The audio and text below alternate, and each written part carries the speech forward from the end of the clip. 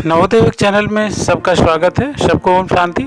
आज हम चैप्टर 6 रक्त और हमारा शरीर का पूरा चैप्टर ही आपको सुनाएंगे और आप इसे ध्यान से सुने।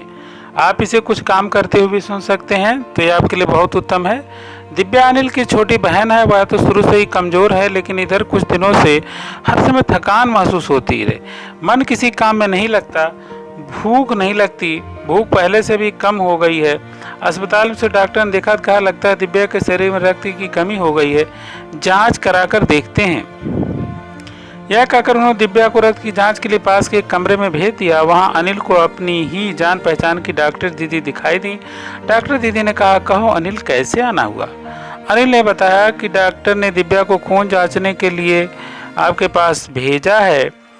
इतना सुनते ही डॉक्टर दीदी ने दिव्या की उंगली से रक्त की कुछ बूंदें एक छोटी सी शीशी में डाल दी और स्लाइड पर लगा दी। फिर अनिल से बोली, अनिल तुम कल अस्पताल से रिपोर्ट ले जाना।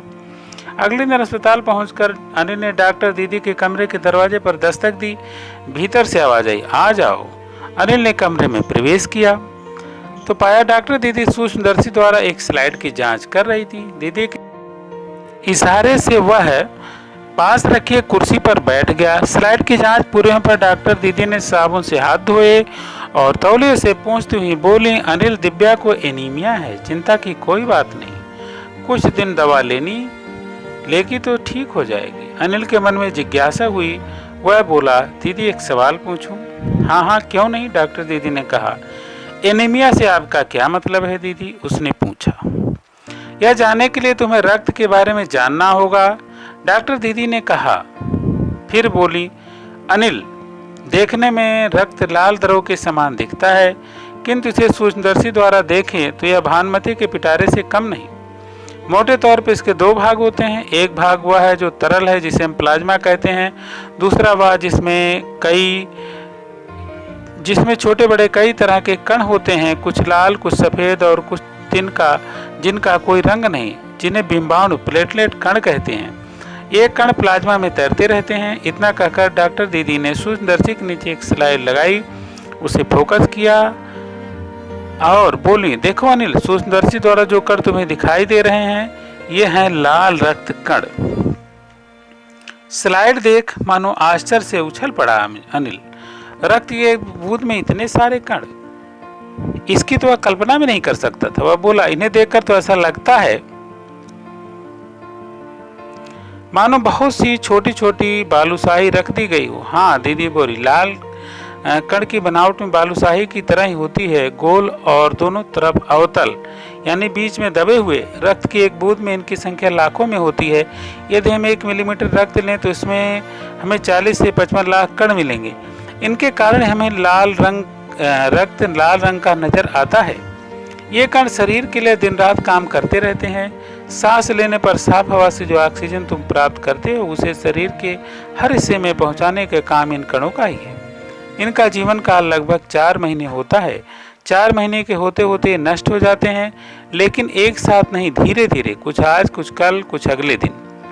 तब तो कुछ ही महीनों में खत्म हो जाते होंगे, अनिल ने कहा। यह सुनकर डॉक्टर दीदी मुस्कुरा उठी। बोली, नहीं ऐसा नहीं होता, शरीर में हर समय नए कण बनते रहते हैं जो नष्ट कणों का स्थान ले लेते हैं। हड्डियों के बीच के भाग में, मज्जा में ऐसे बहुत से कारखाने होते हैं जो रक्त कणों के निर्माण कार्य में लगे रहते हैं। इनके लिए इन कारखानों को प्रोटीन, लौह तत्व और विटामिन रूपी कच्चे माल की जरूरत होती है। तुम यह पौष्टिक आहार लेते हो, हरी सब्जी, फल, दूध, अंडा, गोश्त, ये तत्व उपयुक्त मात्रा में होते हैं। यदि कोई व्यक्ति उचित आहार ग्रहण नहीं करता तो इन कारखानों को आवश्यकता अनुसार कच्चा माल नहीं मिल पाता। नतीजा यह होता है कि रक्त कण बन नहीं पाते, रक्त में इनकी कमी हो जाती है।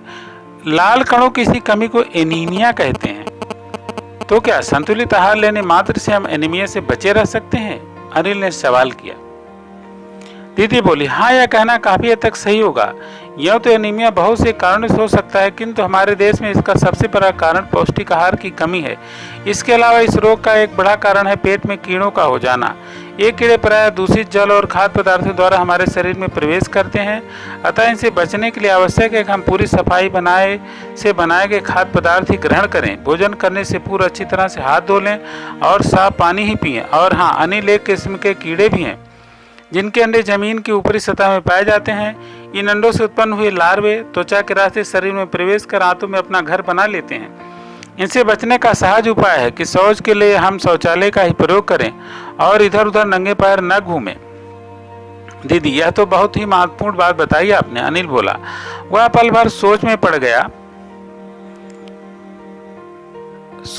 फिर दीदी बोली, आपने बताया था कि रक्त में हमारे शरीर के पीर सिपाही हैं। जब रोगाणु शरीर पर धावा बोलने की कोशिश करते हैं, क्या काम है? तो सफेद कण उनसे डरकर मुकाबला करते हैं और जहां तक संभव हो पाता है रोगाणुओं को भीतर घर नहीं करने देते। बस संक्षेप में मान लो कि बहुत से रोगों से हमारी रक्षा करते हैं। और बिम्बाणुओं का काम है चोट लगने पर रक्त जमाव क्रिया में मदद करना। रक्त के तरल भाग प्लाज्मा में एक विशेष किस्म की प्रोटीन होती है जो रक्त वाहिकाओं की कटी फटी दीवार में मकड़ी के जाले के समान एक जाला बुन देती है। बिम्बाणु इस जाले में चिपक जाते हैं और इस तरह दीवार में दरार भर जाती है जिससे रक्त बाहर निकलना बंद हो जाता है। अनिल बोला, दीदी लेकिन घाव गहरा हो तो खून बहता ही चला जाता है। हाँ, ऐसे समय में उस व्यक्ति को जल्दी से डॉक्टर के पास ले जाना चाहिए। जरूरत समझने पर ऐसी स्थिति से निपटने के लिए कुछ टाँके भी लगाने पड़ सकते हैं, किंतु डॉक्टर के पास पहुंचने तक के समय में चोट के स्थान पर कसकर साफ कपड़ा बांध देना चाहिए।